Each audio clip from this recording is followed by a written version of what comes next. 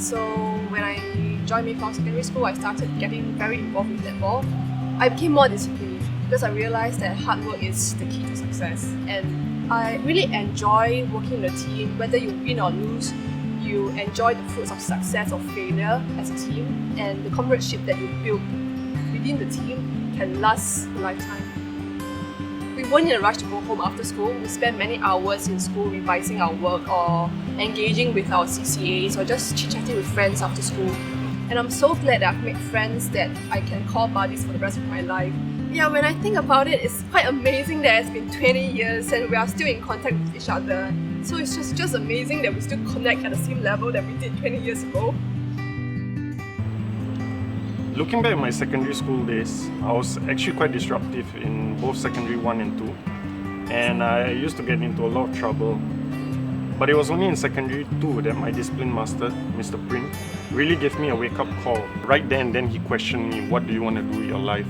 And that really changed my perspective on everything, and that's where I decided to start working hard. So I was actually in the normal academic stream. Currently I'm pursuing my undergraduate in business administration at NUS. I remember very clearly in the secondary 3 camp, and I think it was really that camp where I realized that maybe leadership is where I wanted to go.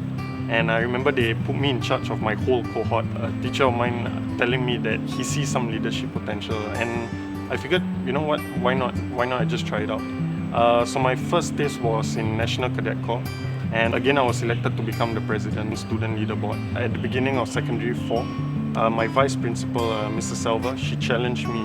If I could get the top in school, she would nominate me for the Lee Kuan Yew Award. I remember very clearly it was in Madam Shanti's history class, and one of the office assistants, she came to my class saying that both the principal and vice principal wants to see me, and they gave me the good news that I got the award. That was really like the high moment of my secondary school life. I started sailing when I was 10. I went on to sail for Mayflower, and I got into the national team when I was in Sec 2, and I switched to windsurfing competitively a year later.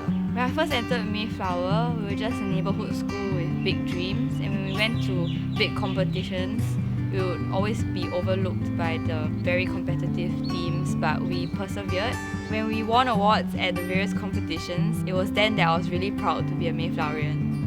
My school was really supportive because I had to go overseas and to train and compete. My teachers also provided a lot of support. They had to help me to catch up with my schoolwork, and I'm really thankful for that.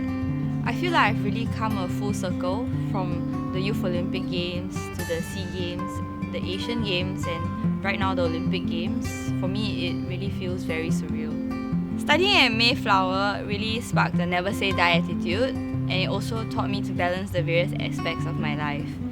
I will always remember the strong friendships forged, and also how the whole ecosystem of the school was conducive for us to try new things and to never be afraid to voice our opinions and thoughts. All in all, I think Mayflowerans are very down to earth. We are very grounded. Being in a nurturing and loving environment such as Mayflower Secondary School, it allows us to be creative and not being afraid to fail. The school motto, "Be mighty in thought and deed," is a phrase that I hold close to my heart. When you know that you have done your best and you have done something to the best of your abilities, you know that you can answer to yourself and you have a clear conscience. So come what may, be mighty in thought and deed.